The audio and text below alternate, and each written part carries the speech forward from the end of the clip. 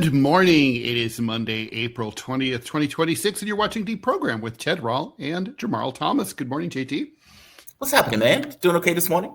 I am. I'm not sure how well the global economy is going to be doing going forward, and I'm very curious to see what the stock market does in 30 minutes. But yeah, I personally am okay. We will be talking about Iran today, obviously. A lot going on there. FISA, the Bulgarian elections, and Canada is kind of like kicking us to the curb. Not that we don't have it coming. So please like, follow, and share the show if you're watching in the 9 o'clock AM Eastern hour, live on Rumble or YouTube, which is when we are live Monday through Friday. Please put your questions in the live chat, and producer Robbie West will feed them up to Jamarl and I, and we will answer them. Top priority always goes to the super chats, but we will try to do the other ones as well. And I'm trying to think if there's anything else we need to know, any housekeeping. We have a guest coming in tomorrow. We'll talk about, Robbie can tell us a little more about that later at 9:30 tomorrow. An expert on the ground perspective from Lebanon, which is, of course, getting Gazified these days. Shall we just get to it? I mean, basically, over the weekend, that we went into the weekend, we ended the show last week with Donald Trump kind of triumphantly saying, like, look, we have a ceasefire deal for 2 weeks. We're going to have more talks probably in Islamabad. J.D. Vance is going to go back out. We're going to wrap this whole thing up, and it's going to be all over. Well, and the Strait was reopened for a little while. So then Donald made a mistake that maybe you've made, but I know I've made, which is to say dumb things on social media. He went on social media and basically bragged and crowed that that the Iranians had bent the knee and said, I forced them to reopen the Strait, and and anyway, I win again. Basically, I'm paraphrasing, and then he said, and by the way, I'm keeping my blockade on now. Right. Not only now, the Iranians are saying they never agreed to that. I am sure the Iranians never would have agreed to a ceasefire deal that included the U.S. blockade staying on. So anyway, so the Iranians got pissed, and over the weekend we now have 3 ships attacked. The Iranians have attacked 2 ships, Indian ships that tried to run the strait before it got closed again. And but those were just very minor attacks. And then the U.S. went in and blew out the engine room with a rocket of a 900-foot long Iranian flagged cargo ship, and took it over and basically seized it. 900 feet's big. A mile is 5,280 feet. So this is like basically a sixth or a fifth of a mile long. I mean, this is a big vessel. And so now we have this very peculiar situation where Iranian Iranian envoys have said they're not going to Islamabad. The talks are supposed to begin Wednesday. The American advance team is already there preparing things. Islamabad is already being shut down. The Serena Hotel has all been blocked off, and the guests have all been kicked out. So basically, the Pakistanis and the Americans are operating under the assumption that these talks are going to proceed. The Iranians are kind of like letting everyone wait and say, like, maybe we'll show up, but probably not. But they kind of did this last time, so they might still show up. It's a lot. Jamarl, I guess the first thing is, do you think the Iranians are going to show? Not under this model, no. How could they? Again, everything that Iran does, Iran is in a game of empire and dealing with an empire. And that empire is not going to, I keep using the term, go quietly into that good night. Meaning, from the U.S. point of view, we're America. And Trump is going to do everything in his power to push all the way through this. And so if Israel can get ceasefire violations without it being responded to, the U.S. will. And if they can do it, it gives some kind of credence, or let's say point of view, in regards to Iran's capability and what Iran thinks about their own capabilities. If the U.S. can say, hey, we're going to maintain our blockade while you get rid of your blockade, the U.S. would do that. And it would inform our point of view in regards to what is going on internally in regards to what Iran thinks about itself and their capabilities. Meaning, of course, we're going to push. There was never a situation where the U.S. was going to honor any of these agreements in earnest. It was always going to be this kind of pressure against Iran to, hey, are you willing to give up Lebanon? Hey, are you willing to let us keep our blockade? Hey, how strong do you think you actually are in these terms? So if Iran is willing to negotiate under this model of this nonsense that Trump is coming out with, saying they're agreeing to give up their uranium dust or nuclear dust, or whatever the hell he's calling it. Nuclear dust, yeah. Yeah, they've agreed to all of these red lines. Basically, they've agreed to break all of their red lines because they need to talk to the U.S. because of our blockade. How could they negotiate under those terms? Iran has been very clear. They've said, if you want to show up in Islamabad, that is for you. That is not for us. And they've also pointed out, we don't negotiate on social media. So you behaving in this way is off the table. They even rapped Arghachi, the foreign minister, on the knuckles for coming out saying the strait was open, saying, look, you've given this comment out and you weren't necessarily clear that this stuff was, in a paraphrasing, connected to other things. Meaning it's not unilateral. It's not Israel and Lebanon ceasefire, straits open, the world is great. That's not it. So will they show up? I would be shocked if they show up under the model of the blockade still being in place. But I don't know. Again, this kind of goes into how Iran views their own capabilities in the face of this kind of aggression and what they think is in their best interest. But I don't think it's in their best interest to go. No, I don't think they should show up. It would be a stronger position not to show. But I think there's a possibility that they'll go in order to try to come off as a reasonable party and not be framed as like, well, the Americans, we showed up, but where were they? Meet me at the bike racks after school, dude. And like, it's like if you don't show up, you look bad. I have a kind of a different read though about the pressure tactics. I mean, my read here is that Trump actually is more or less serious about making a deal because he really wants to get out of this. He knows it was a mistake. I suspect that he has a little friend in Tel Aviv who he reports back to, and then that little friend tells him, dude, you can't do that. You can't agree to that. Like, you've got to push hard. And that he's getting that basically he agrees to things and then reneges because Netanyahu, who is obviously also the head of a government that routinely reneges on deals like this, is right. He's pressuring Trump to do that. I really, because the reason I think that is just because of the timing of it. It's always like Trump seems kind of serious. And then, I mean, it was serious to send JD Vance. It was, especially not only is he the number 2, but also it was known by the Iranians that he was against the war. That's a strong signal. It's like, I have goodwill here. And then, so then to reverse that, I mean, I really think this is the Israeli influence. I don't think, this is kind of like, you've had these, I once wanted to buy a photo from a guy who took a photo on the internet, and I wanted to buy that photo, the use of that photo for a cover of one of my books. I reach out to the guy, negotiate a price.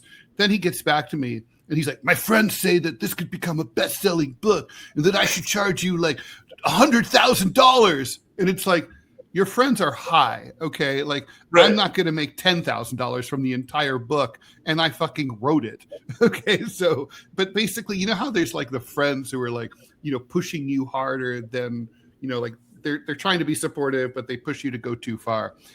I really think that's what's happening here. So, okay, so there's been reporting coming out the Wall Street Journal. Jerusalem Post also was reporting from the Wall Street Journal that Trump is belligerent. He's raging to the people that are around, basically raging in the empty White House, that the Pentagon saw him as being so untethered and unhinged that they basically only clued him in on momentous moments and basically left him out of it. Look, I think it boils down to kind of like the Ukraine thing. If you ask me, would the U.S. want to make a deal? Yes. Can they make a on terms that the U.S. will accept? No. Meaning losers don't get to dictate terms. And if you have a president that is effectively losing or lost a war, how does that president come to the American public in a way that gets across? We lost. Which means that even if he's open for a deal, there is no deal that can be made because he's effectively can't accomplish his military objectives. So how do you make a deal where you come away as a losing party in that deal as a U.S. president? That's hard to do. I agree with you. He probably is in communication with Netanyahu. But if you notice, when it came down to it, and the U.S. says, make a deal because we need to make a deal with Iran, they pushed Israel to come to terms. Is Israel going to keep their terms? No. Did he push them to do it? Yes. So I guess both of us are saying very similar things in this. It's not that I don't agree that he's trying to get a deal. I think he does, just because I think he wants to get out of this morass. That's even in the reporting in the Jerusalem Post. Trump is trapped. Well, but the thing is, look, I don't know if he watches the show. He should. He should. He really should. But if people close to him watch the show, what I would advise him in all seriousness is, listen, you have an opportunity here to transform this tactical defeat into a strategic victory. And what you do is, go with me here, you open full normalized relations with Iran, effective next week. We're opening embassies, we're exchanging ambassadors, we're becoming friends. And you can characterize this, you can frame this on the Venezuelan model. We left the regime in power, but now we got rid of the evil Ayatollah. Now there's more reasonable people in charge in Tehran. We're going to be buds. We're going to do business together. The strait's going to be reopened. I always said, Trump, because he did always say he wanted normalized relations with Iran. And if you do that, you get rid of the strait closure. You get rid of the economic pressure. That we need to talk about that too. I mean, it's very weird how insouciant the oil futures traders and the stock traders have been so far. I mean, the truth is, this is rippling already through the global economy to an extent that even if the crisis were resolved in the next 5 minutes, there would be grave implications. There's a small Emirati airline has already canceled all of their flights for the summer. Europe is projected to run out of jet fuel within just a month or two. There's not going to be, so you can fly to Europe, but you're going to need to take a boat back. There's assuming that you can get boat fuel. I don't know if they can do that. It's a one-way trip. There's going to be already the Asian economies are in deep shit in the Philippines, Vietnam, Malaysia. There's already widespread fuel shortages. Factories are closing down. Already major airline carriers are canceling a lot of their flights. Like big American carriers like Delta are now focusing on canceling flights that are on less profitable routes entirely. Mm-hmm. Entire cities in America will not be served until this is resolved. And even after the supply chain you remember after COVID, how the supply chain had to catch up again. And you can shut down the global economy in a minute, but starting it up again is like, it's getting the warp core up and running again. Yeah. It takes a while, right? So it's like, you can get rid of those problems like immediately with my solution. He should give the Iranians what they want, like welcome back to the international community. It also solves the inspection issue, right? Like if you're now fully integrated, you'll have no problems with IAEA inspectors coming to look at your nuclear stuff, etc. But you're talking about a U.S. president. That's a capitulation. He can't accept that. But it's like he wants that Nobel Peace Prize. He could get it. It's capitulation. How, Ted? It's not. It's capitulation in that. Like, how does a U.S. president go to the American public after everything that he said? Right. I would say, Mr. President, you already agreed to that. You did this with Afghanistan. And I would say, God bless you for that. You wisely put an end to America's longest war. You negotiated the end of the Afghanistan occupation. And God bless you for that, right? Afghanistan is at peace now. No American bodies are coming home from Afghanistan anymore. Nobody said, Donald Trump was a puss for negotiating that agreement. They did. Some people did. And Trump could say, that's Joe Biden's war. I'm putting it into Joe Biden's war. Like, meaning he could say that, Obama's war or whatever, basically. Meaning he could come out of this effectively blaming somebody else for it. Whereas for this, Trump initiated this war. But mind you, he wouldn't even do that for Ukraine, right? Trump could have stepped out on day one. That's Joe Biden's war. Nothing to do with me. I'm ending the war. But as the reporting pointed out, he did want to. He wanted to, but he thought it would be humiliating for him to do it, and all of the blowback that he would get from the Europeans were everything else. This. Yeah. I'm saying in this case, this is a war he started, where he set the objectives that he wanted to accomplish in the war that he started. He failed on all of his objectives. And so to be able to come out and say, all right, we're going to end this, we're going to normalize relations. The people who are in office are now the hardliners because you've murdered the moderates, right? You've created a situation where you've pulled a community and a country together, rallying behind its government. And even worse, that even if Trump did that, Iranians still control the Strait of Hormuz. They're not giving that up. They're putting in a regulatory thing that allows them to effectively get a toll for boats going through. Meaning this is far worse. Like, I don't know how he could do that, right? He is going to, I don't know if a U.S. president, yes, he could do it. He's not going to do it. Well, politically, he can't. Okay, well, all right. Well, let's game that out. Let's just say I know he doesn't think two steps ahead, much less one. Let's say he comes out and does that. Yeah, what's going to happen? Like, I mean, you look. He's going to lose the House. He's going to lose the House anyway. Yes. Is he going to not be reelected? He's supposedly not allowed to run for reelection. I mean, what's he worried about? I'm not saying he can't do it. I mean, Trump could end the Ukraine war tomorrow, right? We'll stop giving weapons, we'll stop giving, et cetera. No one cares about Ukraine anymore. I mean, all the liberals have taken the flags down from their houses. Ukraine's done. Okay. That war may be done, but that war still rolls on, and that war's still going to roll on for another year or so. But as an issue in the United States, no one cares. Nobody cares in the U.S. Agreed. I'm pointing out that Trump could do it. I'm saying he won't do it because he doesn't necessarily want to take the humiliation of starting a war, failing. And U.S. presidents, as you know, don't like to lose wars, especially humiliatingly. But they do all the time. Right? They do, but they don't like to, right? Like Nixon kept Vietnam going for months or for years, knowing full well that war was lost because he didn't necessarily want to own the loss. I think the same thing is true for Trump, and doubly so for Trump. I don't see. It's not that he can't do it; he could do it. But I'm just saying, this was a game changer president, right? First guy, to be elected president of the United States without any political experience or having served in the military ever. Beat a $7 billion opponent, Hillary Clinton, with a $2 million campaign budget. Basically went to some like remote elementary schools in Eastern Pennsylvania to do campaign appearances, and it worked because there were TV cameras there. I mean, the point is he eliminated the stump speech. The stump speech is dead. It's free-form jazz. He just shows up and blabs. And it's more interesting because you never know what's going to happen. Donald Trump really, he reinvented, American politics. He revived the Republican Party. My point is, this guy used to think outside the box. He's in the box right now. He needs to get out of the box.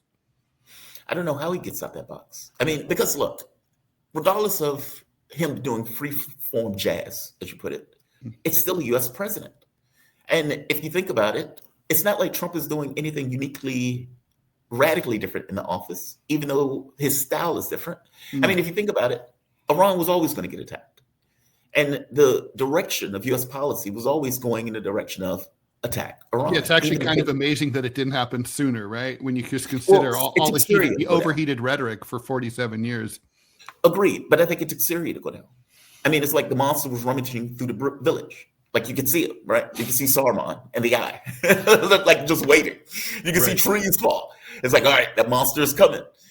It just took a while to get around the thing. I know John have told the story about how when they went to attack Iraq, how Dick Cheney comes in and is like, and we're going to be in Iran in a couple of weeks.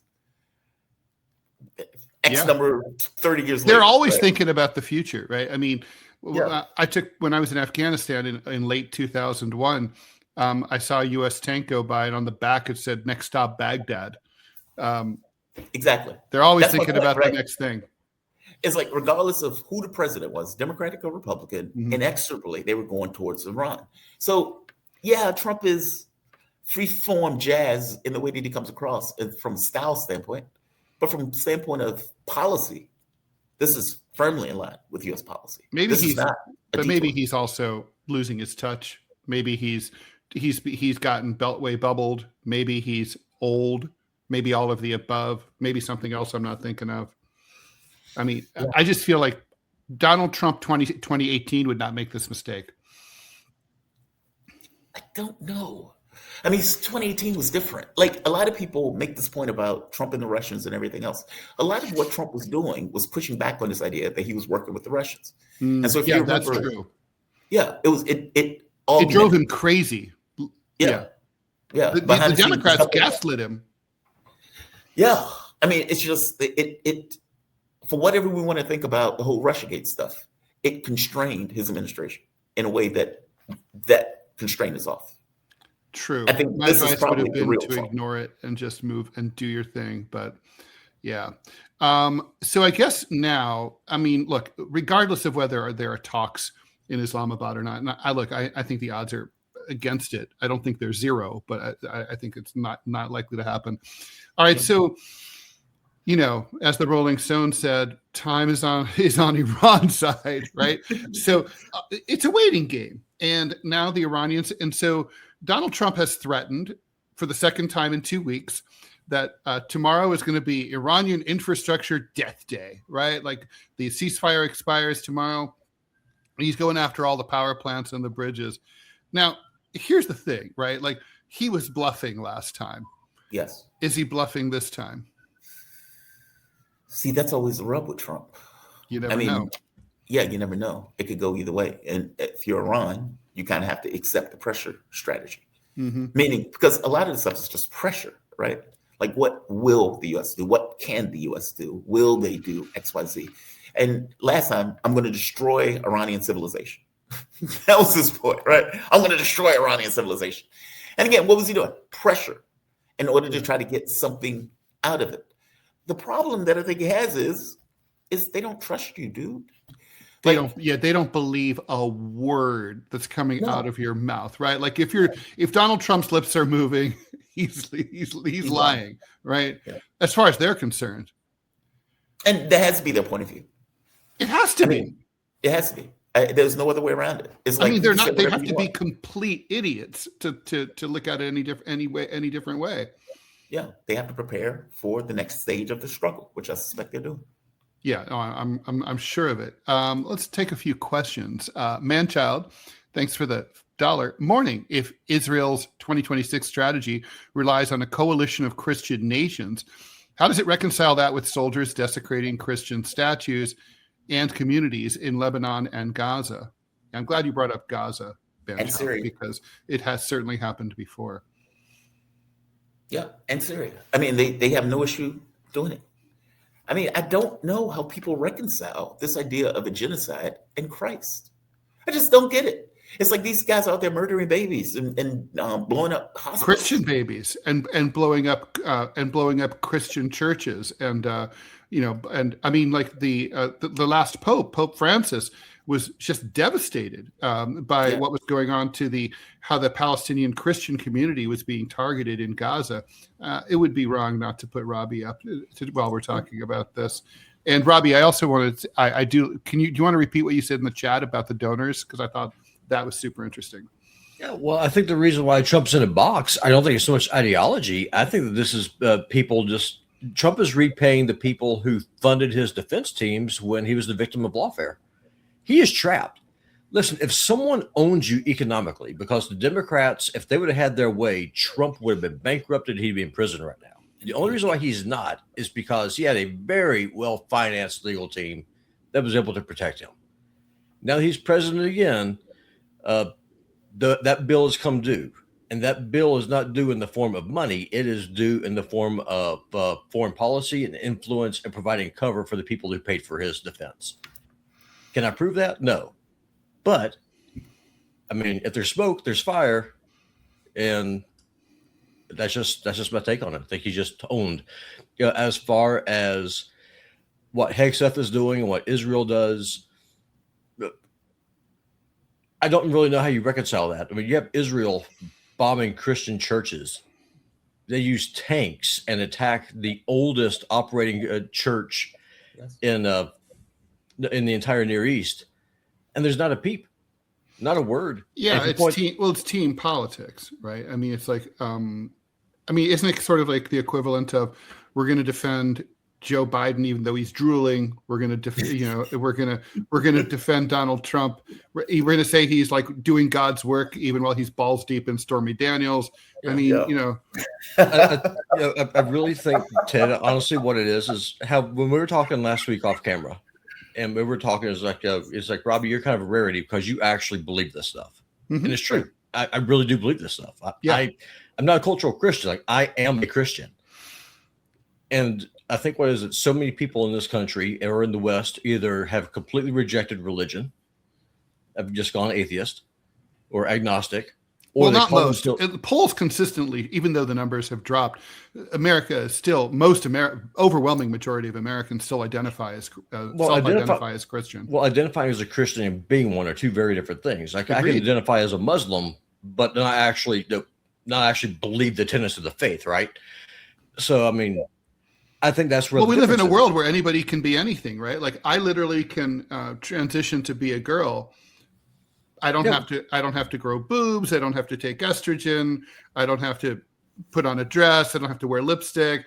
I just say it. I'm just like, now I'm a girl, and you're supposed to say, okay, yeah, Ted, you're a girl, and you have to call me she, her. That's the world we live in now. And you can be offended if people don't. But that's where you lose me, because one of the 10 commandments is thou shalt not lie. I would be lying to you and lying to myself and everyone else around me if I went along with that delusion. It's the same thing. Like, I had the same conversation yesterday at church. We just kicked off Missions Month. We support a lot of missionaries, try to do a lot of work. Yeah, that's fine. That's great. But you can't, on one hand, reach out and try to win people to Christ using the gospel, while at the same time supporting a government that wages war on behalf of a president who mocks your God. And yet we all do. I mean, we don't all, but many of us do. I mean, basically, I just feel like we live. So it's upside down world. Slavoj Zizek, the philosopher, he's a Lacanian, and he's obsessed with. And I'm interested in this. He's not my favorite, but he's worth reading.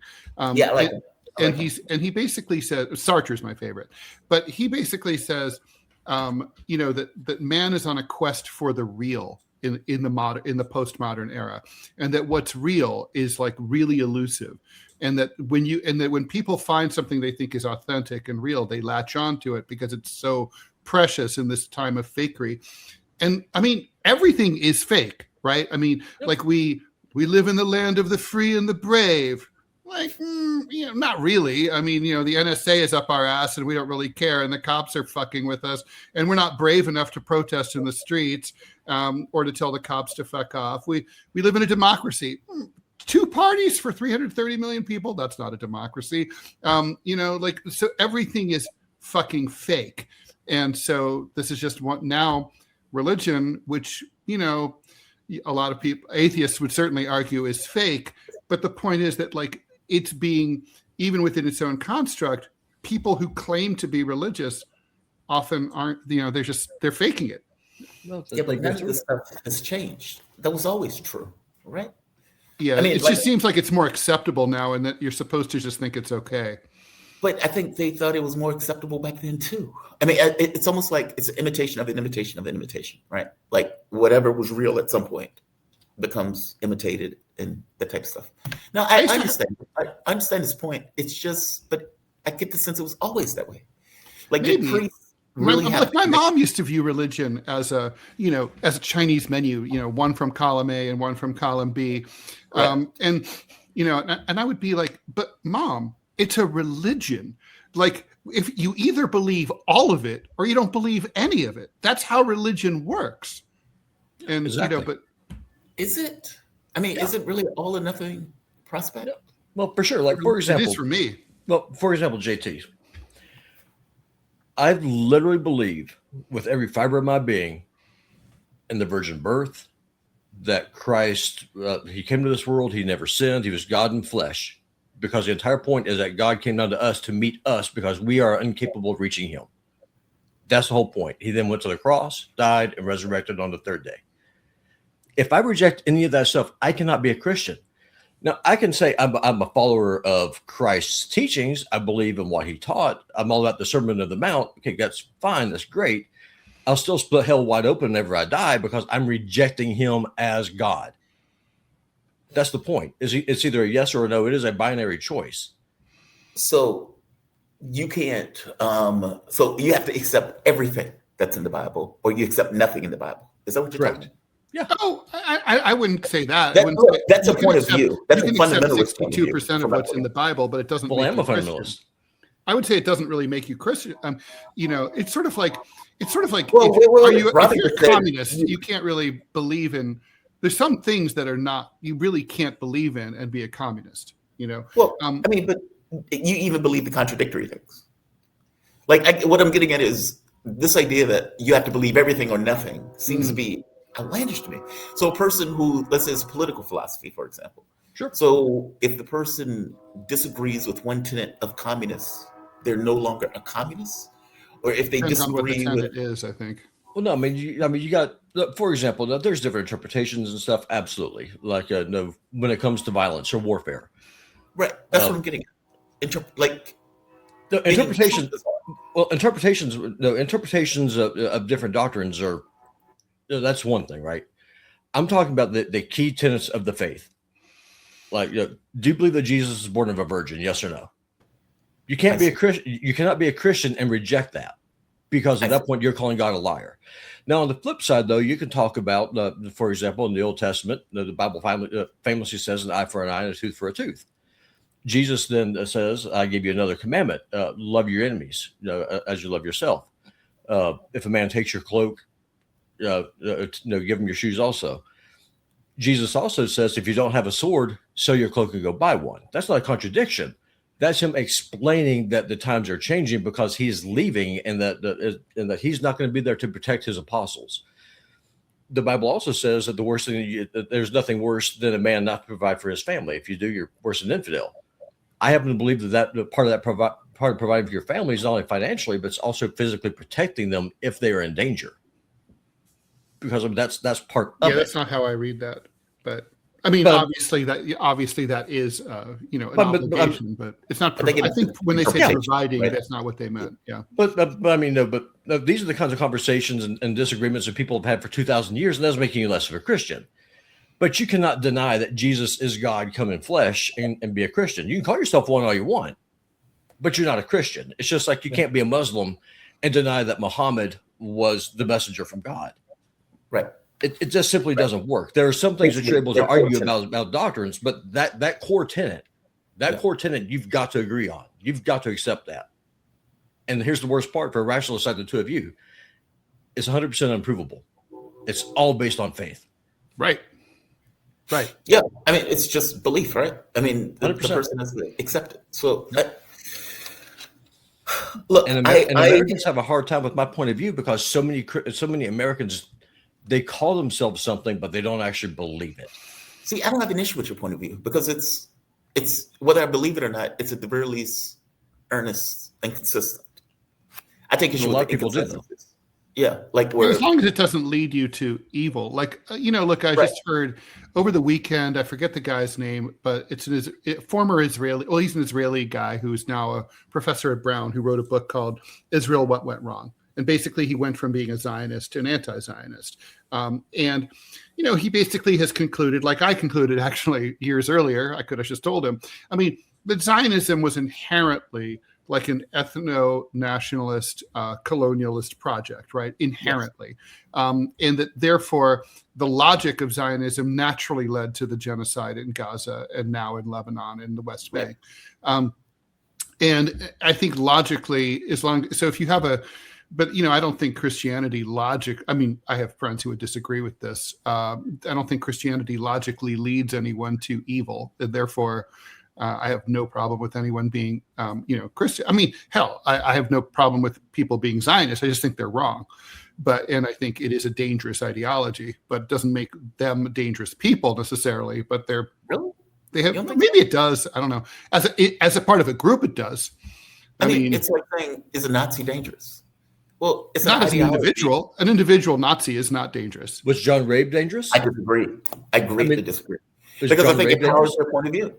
Like, meaning what a person thinks informs what a person does. No, but if they're the only person who believes it and they don't have any allies who can help them, it doesn't make any difference what they think. Also, I'm going to push back because the individual sales agency, right? John Rabe single-handedly saved hundreds of thousands of Chinese from getting massacred by the Japanese during the rape of Nanking. The man was a Nazi. He wrote letters to the Fuhrer begging Hitler to intervene to stop what Japan was doing because Japan was Germany's ally. Mm-hmm. And he went to prison for his efforts. That's why he's called the good Nazi. If y'all have never studied the man, seriously, read him. Klaus von Stauffenberg was a Nazi. It was a political party. Although not really, not originally he wasn't. He just served in the Wehrmacht. I mean, what choice did you have? I mean, honestly. Well, you could quit. Yeah, and then do what? And then commit economic suicide because you can't. You lose your post and everything else. No, I mean that was the rough choice at the time. Yeah, some people did. Some people did. Some people. My grandfather used to say when he hated when people called him a hero for surviving Buchenwald because he said the heroes died. The heroes gave away their rations. The heroes fought the Nazis. Like surviving and heroism are not the same. Do you all want me to go ahead and let people know about the guests coming on tomorrow? Yes, please. Yeah. So tomorrow's really excited about this. We're having Dimitri Lascaris, who's going to be coming on. He is a Canadian journalist, and he was in Iran and Lebanon last month during the peak of the fighting. We tried to get him on live while he was there, but I mean, he was just always having to move around because, well, he was in a war zone. So he was a target. Yeah, I mean, for sure. It just never could happen. But he'll be coming onto the show tomorrow. Highly, highly, highly recommend y'all share that link when we post it. It's going to be awesome because we're going to be getting a bird's eye view from the man who is actually there and who's freaking fearless. Dimitri is awesome. Yeah, he's awesome. He really is. He was in both Lebanon and Iran. Yeah, he was in both. Okay, but Zionism is ultimately it is an antichrist philosophy, and the Christian church needs to walk away from it. Agreed. Oh, Robbie, before I let you go, very quickly, what do you think about the thought that's going around social media these days that right wingers now are increasingly concluding that Donald Trump is the Antichrist? My reading of the Antichrist was that he was going to be a lot cleverer and smarter. I feel like it's a little insulting to the Antichrist. But you got to think. So there's Antichrists and then the Antichrist, which is who's the son of perdition.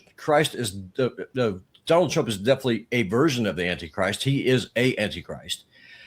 Is he the man, the abomination that the book of Daniel and Revelation talks about? No, but he is 100% a Antichrist. He is the enemy of Christ. He's the enemy of the church. He is a scumbag of the highest order, and I regret ever having supported the man back to 2016. If I had known the kind of complete coward and cuck that he would have been, I would have just voted for my dog or something back in 2016. All right, and with that, thank you. Please put up the ad. Okay, so let's do some more questions because we're getting a little behind here. Arab Muslim, the American Western Empire is collapsing this century. Agreed.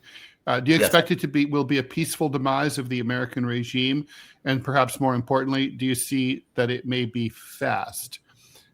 Two interesting questions. I mean, in other words, a relatively, I don't know if I would characterize the collapse of the Soviet Union as peaceful. I mean, there were all sorts of regional conflicts that resulted. Millions of Russians starved to death. So I don't know if I would call that peace, but I mean, it didn't lead to a large, significant war. So I don't know. I don't think so. I don't think this country goes. I think the culture of this country is to go out. You know, I I had a friend she worked in transplant, so she saw a lot of people die, and at the hospital. She said people tend to die the way that they lived. Like if they were kind of happy, calm, cool people, they kind of went out peacefully. People who were unpleasant and difficult went out kicking and screaming. I think we know what kind of country the United States is: unpleasant, difficult, aggressive. I don't know. What do you think?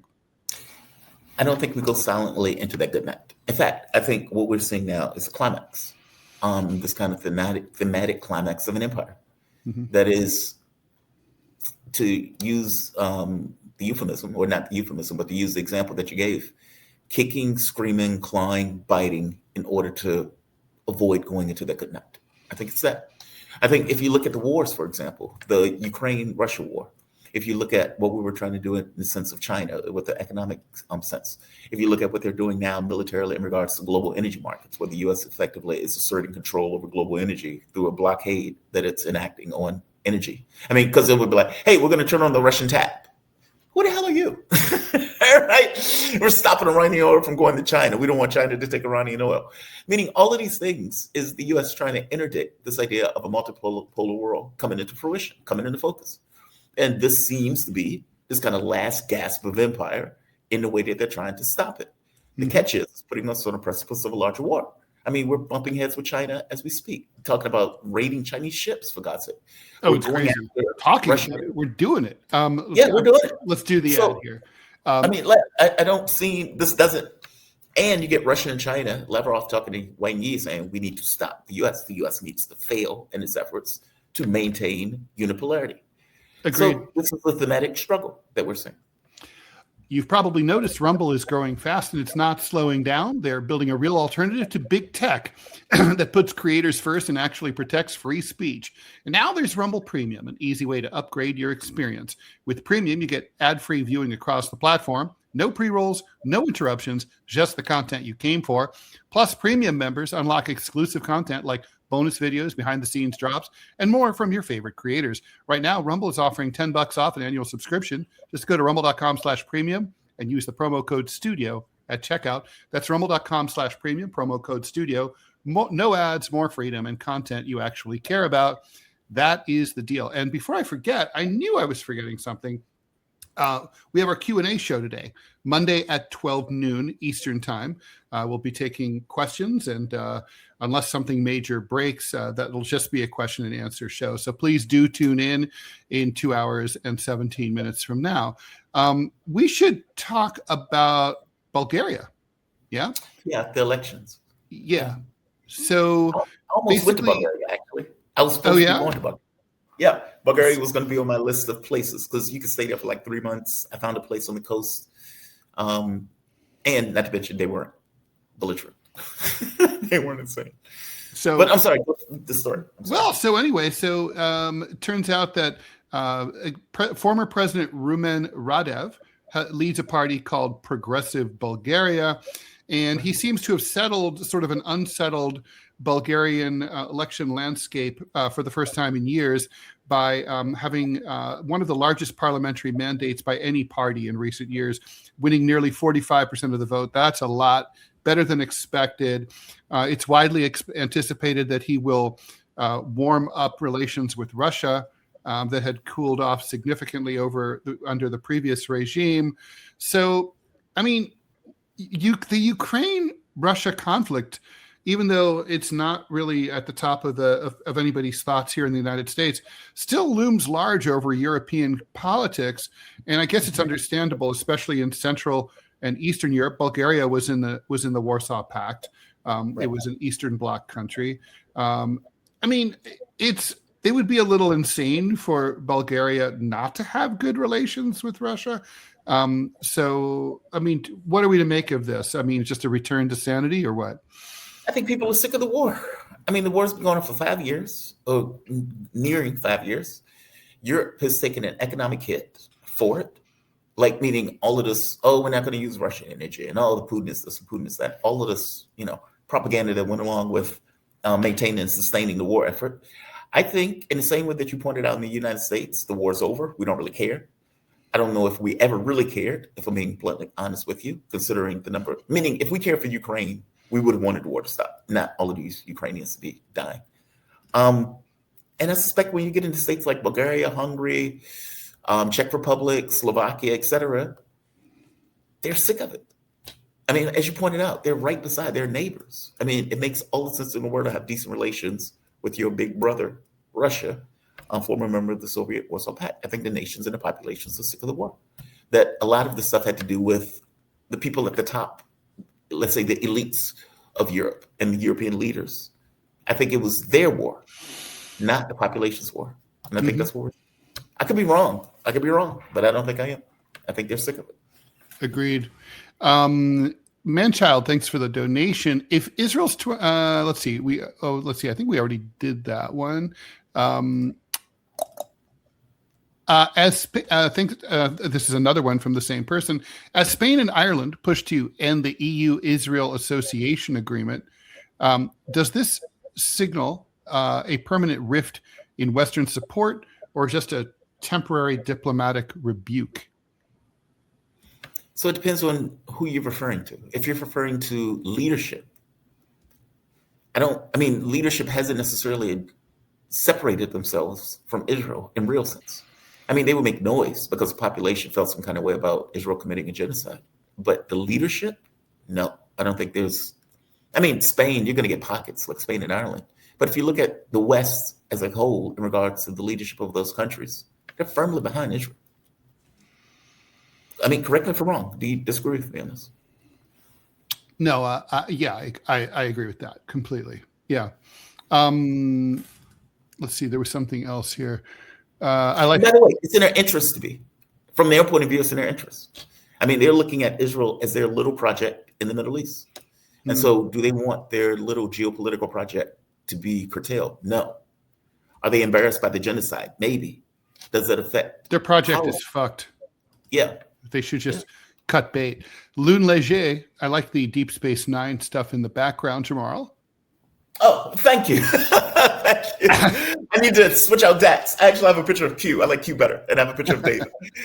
Dax is taking a prime real estate. She needs to move. But thank you. Philip Blair.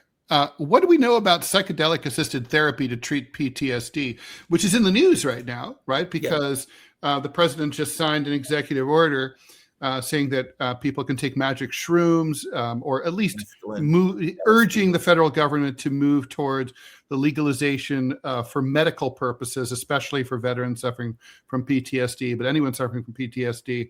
And obviously, this has been in the news. Been very hip to do microdosing with, what is it? The thing that's DMT. Yeah, that's the active ingredient in magic mushrooms and other psychedelics. I've never used these things, so I can't speak to them personally. Shocked. But really? and I would have thought you would have been hip, Ted. What's going on? Yeah, one day I'll talk about my I had one early experience with pot brownies, and it was a fucking catastrophe. And afterwards, my roommate said, who did every drug, he did all the drugs, and he was like, Ted, as you know, I always urge everybody to do as many drugs as possible. But he was like, in your case, I make an exception. So I'll tell the story. If someone wants to bring it up in the Q&A, I'll tell the story then. So, in DC, it's illegal for psychedelics. And so you can get pretty much whatever psychedelic you want. You can get it delivered to your house. DMT, Cincella, what is it? The Cinspirilla. It's a sativa divinorum. That's the name of it. That's another one. Shrooms, all of those things are legal. I've had shrooms delivered to the house. I can tell about that experience. I've tried sativa divinorum. I can tell that experience. The effect of it's supposed to be to reorganize the way the brain works. And they've shown success by using things like ayahuasca to treat PTSD. Now, how it works, who knows? You need a doctor on to explain it. But, if you're talking about stuff like mescaline, depending upon the culture you're talking about, some of that stuff is not really seen as a drug. It's seen as like a being or a gateway to different worlds. Like when you're using DMT, there's a book called DMT, the Spirit Molecule. where they were doing medical research into what people were experiencing while they were on DMT. And they were doing different doses, some just below a threshold, others beyond a threshold where the person felt like they were talking to other beings, like machine elves. It's very wild. Even Carlos Castaneda, in those series of books, where Carlos Castaneda is in like Peru and he's dealing with like witch doctors and stuff like that, dealing with mescaline as a gateway to talking and dealing with other beings. That stuff is fascinating. Oh, that stuff is fascinating. No, it is super fascinating. And, I know people who swear by this stuff. I certainly, it's obviously very promising. There's that book that came out recently, How to Change Your Mind, right? Which is all about this subject, which I read. And, hey, whatever works. Look, I'm so critical. Let me applaud the president for this. I think it's people should have access to stuff that can help them. Sure. I guess I get a little worried if they get behind the wheel of a car, but there are laws to deal with that. There's no tests is the problem. But I would hope that people would just be responsible enough not to do that. I would hope. But I felt that way with alcohol, and yet alcohol is legal. I feel that way about pot. Pot has become legal.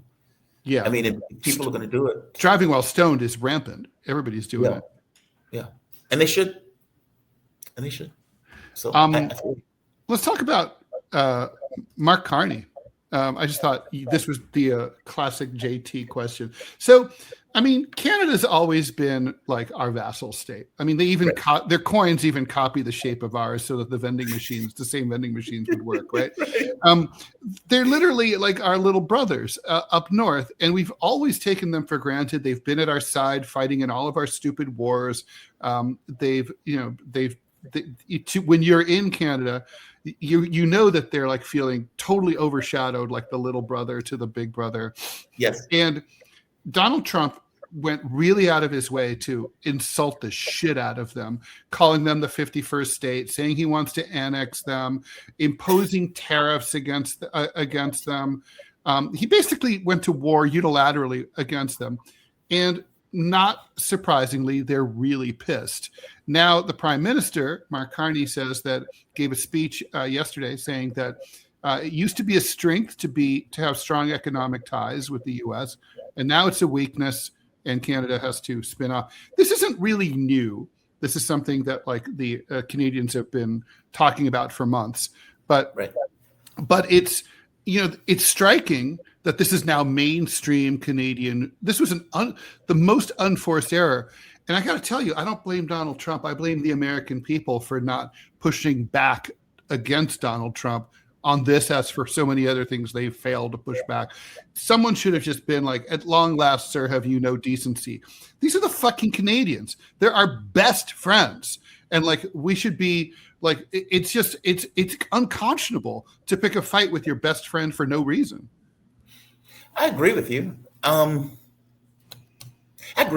It's Trump we're talking about. I always get this impression that Donald Trump is just the honest face of America. Right? Yeah. Because if you think about it, you're right. Most Americans were not spending before 2021 or 2025. No American was thinking, fuck those Canadians. In fact, it was a joke. The idea of like Canada threatening to invade us or something that was come up in like comedies, SNL skits. That it was that outlandish, the idea that we would be anything other than like close friends. But I think the way Trump looks at it is America is the end. You know what? If you spend decades calling yourself the indispensable nation, and then the president comes in and fully believes it, whose fault is it? Now you could say it's the U.S. because we tell ourselves these things. True. You could say that the American public should rein in their president. True. But when have we ever done that, short of like the Vietnam War, or short of something where we take economic damage as a result of something that the president or the government is doing? Usually it's just, we disagree. And let me go have sex with my wife or my mistress or play my Xbox or do whatever, right? Like, I don't know how we don't get engaged until it hurts us. That seems to be the rule. Yeah. Yeah, and the only reason that we got engaged during the Vietnam War is because our brothers and our sons and we're getting fucking killed in a stupid fucking war. Yeah. Yeah. I mean, I don't know another way around it. In fact, I don't know if you've seen the polling recently. What time is it? Do we have time? Yeah. I don't know if you've seen the polling recently coming out about Trump and how low, I think he's at like 37% approval. That's correct. Specifically for failing and the war and the inflation, meaning the pain that is being imparted or that will come to the U.S. may change that, meaning that reckoning may take place. Yeah, no, agreed. And what about FISA? So civil war in the GOP, right? So because their effectively Democratic Party is useless, all the conflict in American electoral politics takes place between the two halves of the corporatist wing and the populist wing of the GOP. So the conservative populists are skeptical of big government. They want at least to see some reforms to Section 702 of FISA, which basically has been allowing the NSA to spy on everybody. But now it just seems like they're not going to be able to get there on time. And a lot of people are blaming Speaker Mike Johnson. I would love to see this expire, never to be seen again. Same. I mean, we have laws. Why do we need warrantless wiretaps? Right? No. I mean, that's the Stasi and stuff like that from those other type. I don't understand these fake warrants, right? Like, so it's like administrative warrants, they call them. So like, for example, ICE. They're like, oh, we went to, arrest Ted's cat because, using an administrative warrant, and that's not a real word. I mean, it doesn't mean anything. Administrative warrant is just an internal memo written by ICE that says, hey, dear ICE, go arrest this guy, signed loving ICE. It's like a judge issues a warrant.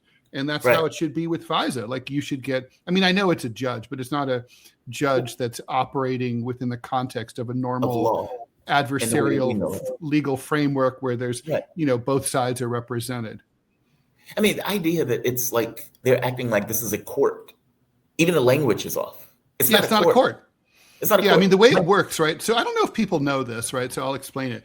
So the Foreign Intelligence Surveillance Act courts are basically like sort of a side project of the federal court system. So a federal judge basically meets in chambers on his or her personal time.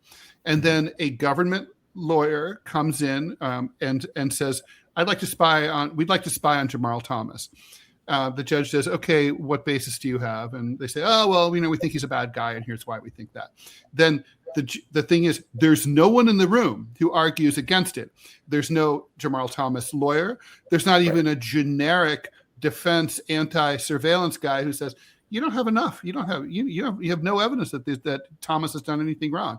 And so because there's only one side of the argument being granted, and because it's also a little extra scratch for the federal judge always rubber stamps it. It's like 99% of the time they get the warrants that they want. If there's a mistake, the judge will say, you know what? Oh, actually, I'll sign this, but you have to fix line 6. And then they come back and then they sign it every single time. To make a slight correction, I think it's 99.7% of the time that it's approved. Right. If I'm not mistaken, if I remember correctly. It's basically, it's all of them, basically. Yeah. It's a rubber stamp. Yeah, it's a rubber stamp. Like, it's outrageous. How are we saying freedom and democracy? We believe in our court systems and all of this stuff. And then you have this thing working in the background. And by the way, they have construction too. Like, meaning if they can pass that information off to, let's say, a cop or police organization, and they can basically go back in order to reconstruct a case based off of something. Like, it's a lot of stuff that's going on behind the scenes on this that is very dodgy. And yeah, it should die. Yeah, totally. Well, that is totally it for today, but not really, because we have Q&A show coming up at 12 noon. Please tune in there, 12 noon Eastern time, for a Q&A with myself and Jamarl. Thanks, everyone, for tuning in. Please stay tuned for TMI with me and Manila Chan coming up right now. Bye, everyone. Bye, JT. Have a good one, guys. See you later. See you in a couple hours.